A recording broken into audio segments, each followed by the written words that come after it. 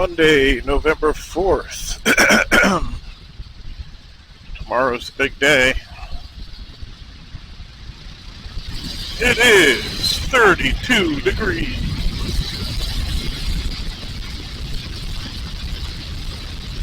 I have my Carlsbad with the Climb Inferno fleece underneath, and I couldn't be more comfortable. Let's see how it holds up. Trying the Kemimotos this morning. Feeling very stiff, so I'm not going to be going too fast quite yet. Everything this time of year just feels heavy. I did not want to get out of bed this morning. This seems pointless, right? It's freezing out there, and I'm warm and toasty under the covers. Why would I want to get out of bed?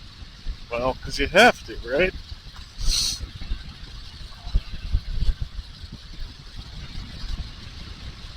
But everything feels heavier, you know? Your body feels heavier. Guess you're probably gaining weight, maybe, like I am. Which I don't want to do. I'm gonna probably join a gym.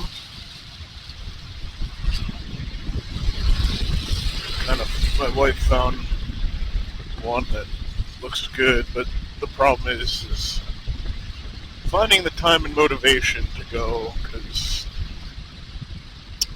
yeah, everything feels heavier. You know, all the clothes you gotta get on, especially to go for a ride, like, it feels like instead of going for a quick ride around on a nice summer day, it feels more like you're going on an expedition. Like I said, I used to revel in this kind of weather because, and I think a lot of people that grew up in New England sort of have the mentality of makes you tougher, you know, but after doing it all your life, it's just, why? So where do you go? You know, like my parents live in Florida. And they always want us to go there, and it's like, but I don't want to have to evacuate every year. You know, I don't want that threat of a massive hurricane, you know, looming over us when we got two small kids, you know. Before we moved to New Hampshire, we were looking at actually the western part of North Carolina. I'm not so sure about that anymore. Because I would love to live somewhere where it's warmer. I could just ride my motorcycle all year without having to gear up for an expedition every morning.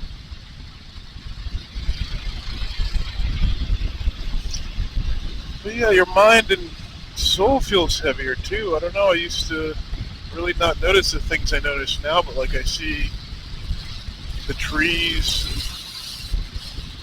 you know, looking all skeletal, the sky's all gray, and it's weird, like it feels so miserable to me now, and I never really had that problem. So my soul feels heavier, my mind feels heavier, my body feels heavier.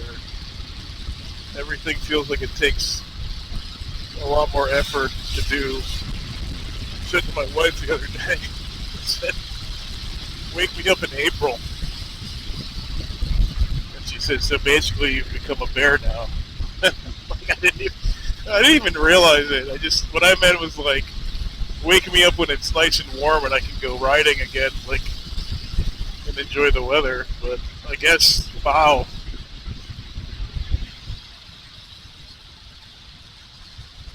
hibernation's a real thing for humans, I guess, huh? Because it's crazy, too. Like I say, all I want to do is, like, eat donuts.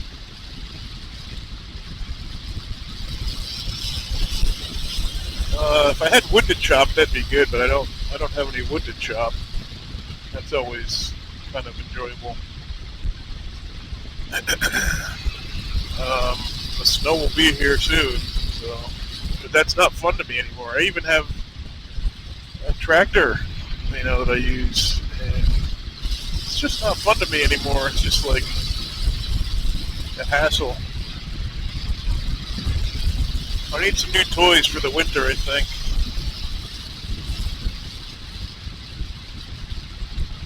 Will it be a snowmobile or a four-wheeler? I don't know much about either. I know less about snowmobiles. They seem so,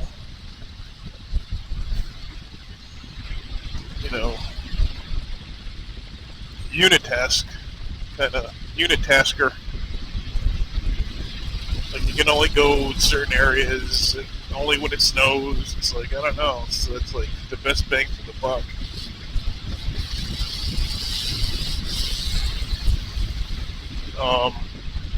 There's snowmobile trails that they open up in the winter around here. Like, you can just, like, even cross the roads and pretty much go everywhere. It's a big thing here, so, but I don't know, like, do you have to register it and all that stupid horse shit?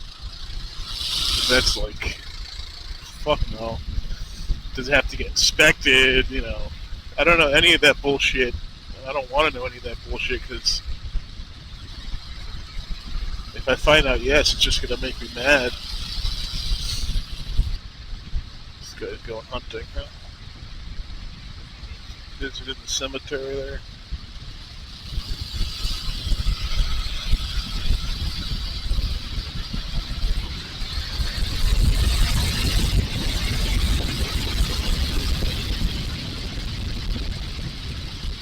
The only thing I'm sure of is I need the kind of fun that a motorcycle brings. I need to have the need for that adrenaline rush, and I need to keep that going because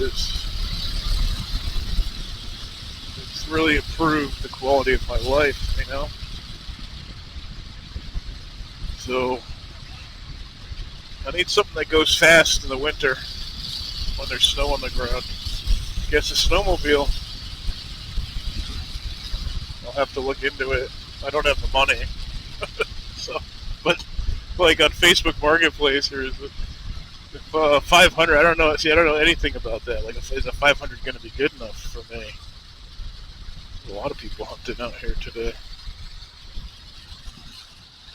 And they're old. It's like $500 for the snowmobile, and it comes with the fucking trailer for $500. But I don't know enough about it to determine whether or not it's all useless shit. So I don't have space for useless shit. Jeez, there's a truck here too. What the hell?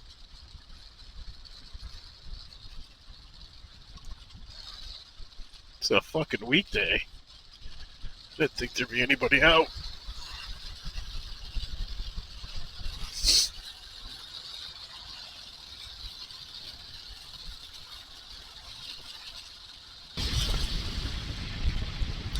So anyway, yeah, very comfortable. That Inferno fleece is no joke. I was wearing it around yesterday, just like for fun, to see how warm it was. And I was like, oh my god, this thing's hot. So I guess that's why they called it Inferno, right? The Inferno. This zipper is a dud. Sucker always wants to come unzipped. I think they're YKK. It'd be surprising. I've never had a YKK zipper fail on me. Like, maybe I didn't lock it down good enough.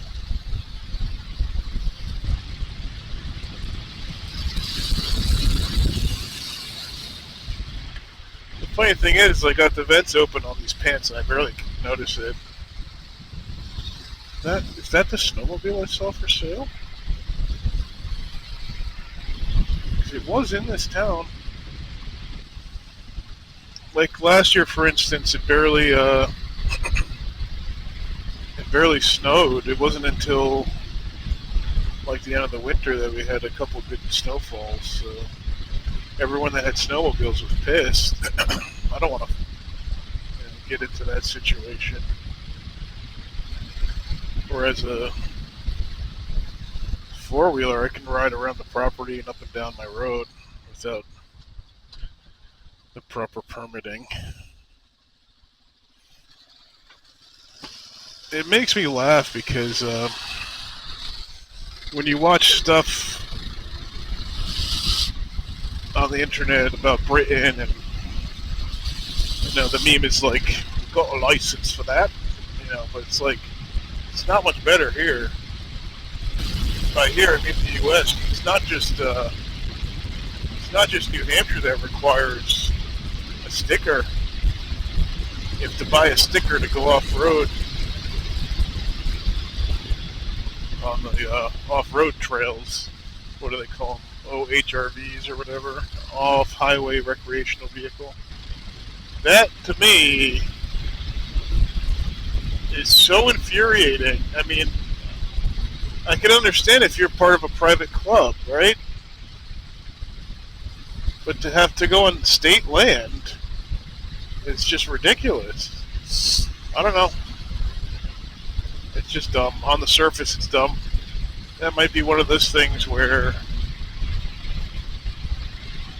I don't know. I don't know if we can justify it. My mentality is like, did they do that 20 years ago? I don't know.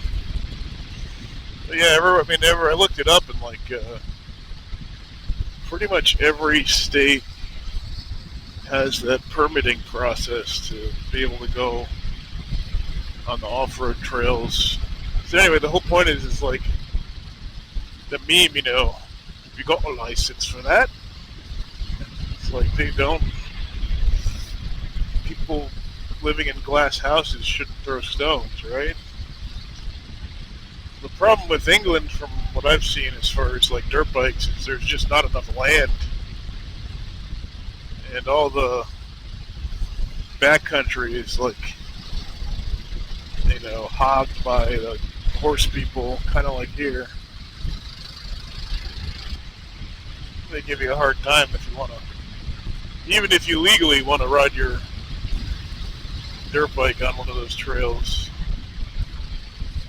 You watch some of these videos from England, they'll be like, could you turn your engine off, please? Why, certainly. It's like, British people crack me up because they're so simple. Like, even when they're insulting each other, it's like, you're fucking stupid. No, I'm not. It's like, I was watching a video, it was like, oh yeah, he's like, it reminded me of like a Monty Python skit, because the guy was complaining, he's walking on a trail with his dog, and the guy, and I guess it was considered a public throughway, so the guy was riding his, I don't know if it was an adventure bike or not, and so the guy walking his dog starts bitching at him, and they're getting into this little spat,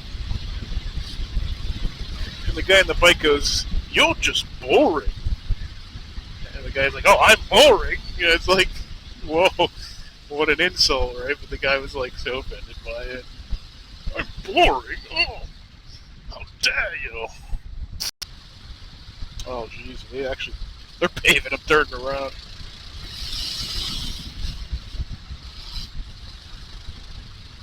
Yeah, they're paving. And I'm on fresh asphalt.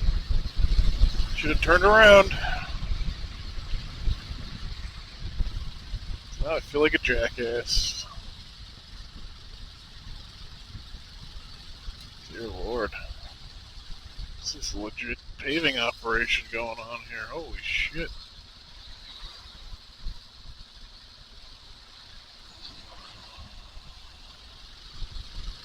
Let me through. Holy fucking shit.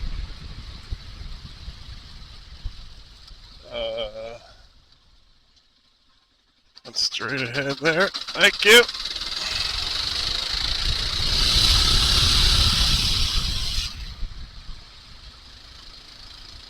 Alright, I'll listen to the signs next time. That house looks like an old church. I dare say it is. So the jacket and the fleece is fantastic. The only thing that's cold is these fingertips, really. And my chin's a little bit cold, but it doesn't bother me. My right fingertips are cold, like annoyingly so. Yeah, even with the wind, it's like this jacket just literally blocks everything. It's amazing. I guess good textiles are worth spending money on, I guess.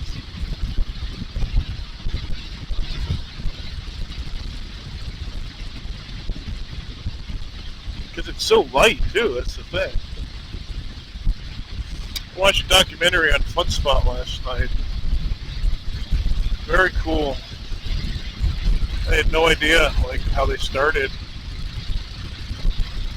Started out just, I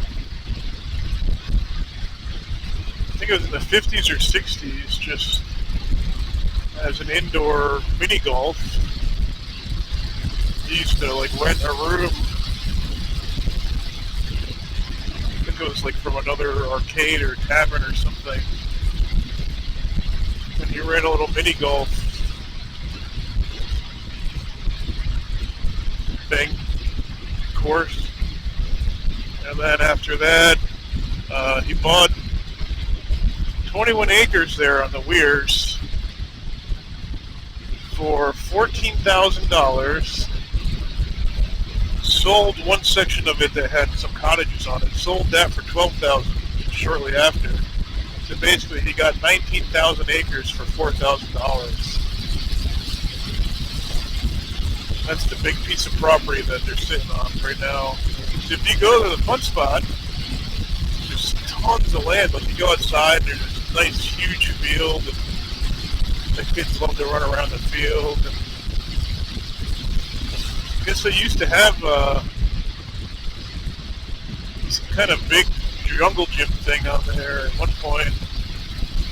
And I guess they wanted to build a hotel there at one point. I don't know what happened to that, but very cool. It's a very awesome place. I'm lucky to live so close to it, you know. I think it was, the documentary was done by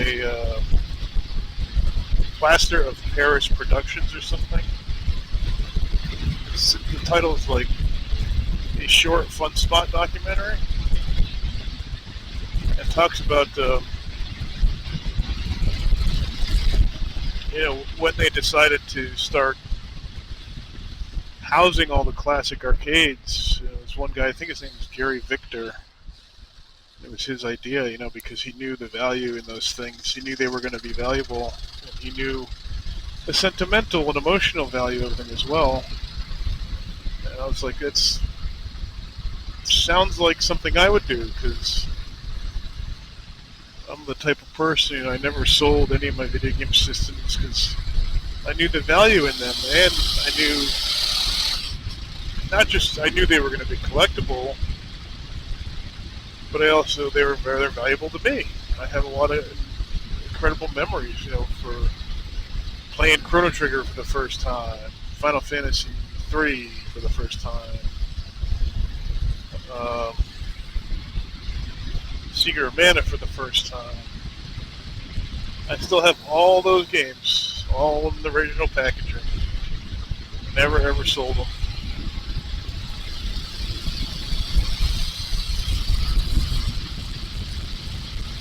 I even have Panzer Dragoon Saga, one of the most expensive, sought-after Sega Saturn games.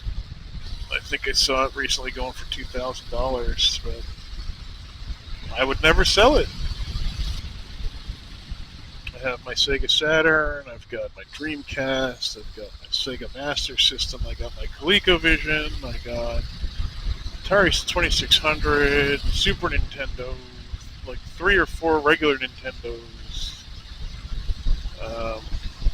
PlayStation 1, PlayStation 2, PlayStation 3, PlayStation 4, PlayStation 5, 2 PSPs, a collection of Nintendo DS handhelds because they were dirt cheap at one point. I just was buying them every once in a while. 2 3DSs. I've got my original Game Gear. I've got my original Sega Nomad, my original Sega CD, my original, it was actually my wife's 32X. The only systems I never had were the 3DO TurboGrafx, which I have now as analog, and also the emulation box. So it doesn't really count, but I could buy one. They're not that expensive. But I don't know. I got my Sega Master System, Game Boy Color, Game Boy Advance. So I like my video games. There's probably some I forgot. I never had a 3DO. I never had a Neo Geo. I never had a TurboGrafx. I never had an Xbox until recently. I actually found one at the local dump, and it was in the box, and it came with like 4 brand new looking controllers, and I was like, holy crap! There's a section at the dump where people can put stuff for people to like kind of donate, you know. And then if no one takes it, they end up throwing it out. But they give it a chance, you know.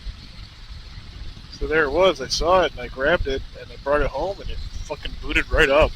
And the thing was never used because it still has the original OS. So yeah, I spent the greater part of yesterday just fiddling around with emulators. And I wanted something other than RetroArch. RetroArch's cool, but I didn't want all that overhead. I just wanted something that I could just boot up and it goes right to Neo Geo. And I'm sure I could do that with some kind of front end, but I didn't really feel like learning any front ends. You know how they are. So I ended up going with the old school Neo Geo emulator called Waning. Of course, I could use MAME, but MAME's just MAME, you know. It's like you always. I don't know if you have to with Neo Geo, but like you always have to have the right distro to go with the right version. It's like fuck that, fuck you, MAME. Like not. I don't know if it's changed or if there's an easy way to go about converting your collection. I'm sure there is, but I didn't want to deal with that either. So I found Rain 64, and the fucking thing just boots right up. You just gotta configure It didn't have my sound configured right, and it was very, very minimal setup, and the sucker just worked. Even like I didn't have to set up the controller or anything. And I'm like, see, this is what we're missing nowadays. It's simple. So like that's my go-to Neo Geo emulator, Rain 64.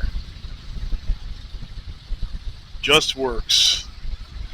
Might not be the best, might not be the fastest. I think it wasn't updated since like 2015, so it's like 10 years old.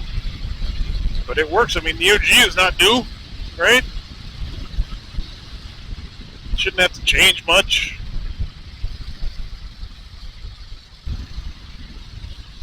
Before that I had tried WinCoac or something like that, and that thing just, nah. Like it had like screen tearing, and I had to configure the controller for every single game. It was just like, fuck you.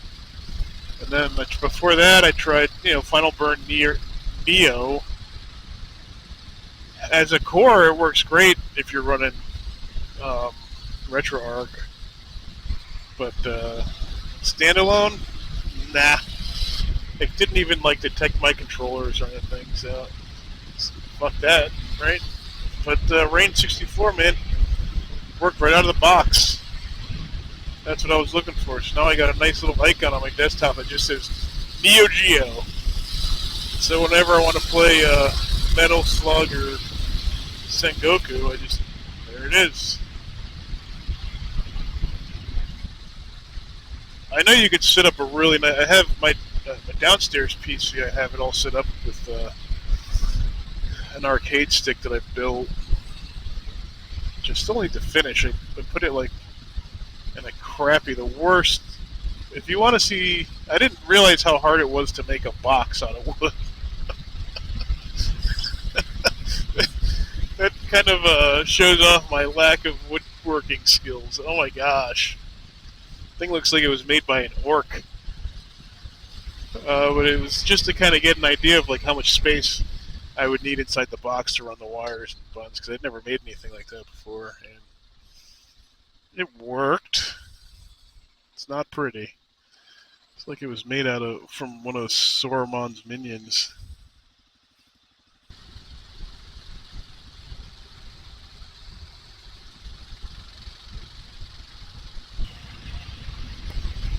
So, yep, jacket is amazing, as we've determined. See, I wonder how cold it could go. Well, I'll be coming out as long as there's not snow on the road. It could be freaking 12 degrees out here, and I'll be out here testing it out.